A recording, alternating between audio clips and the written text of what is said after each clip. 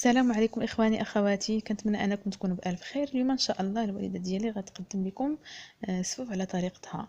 بالنسبه للمكونات اللي غنحتاجو 2 كيلو ديال الزنجلان، يعني غسلناهم ونشفناه ونقيناه وحمرناه في طنجره الضغط، حيدنا منه 2 زلافات ما مطحونش، والنص اللي بقى لينا طحناه، داك الباقي اللي بقى لينا طحناه.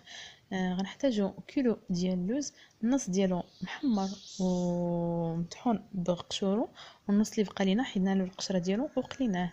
نحتاجو تقريبا كيلو ديال اللوز، النص ديالو كذلك يعني محمر مطحون بقشوره، والنص اللي بقى لنا كذلك حتى هو يعني مطحون في الاله اليدويه، يعني مهرمش، يعني كما كتشوفوا على هذا الشكل. نحتاجو تقريبا 2 معلقات ديال النافع، و2 معلقات ديال حبه حلاوه. بالنسبه لحبه الحلاوه حنا طحنا معاها مسكه حره. نحتاجو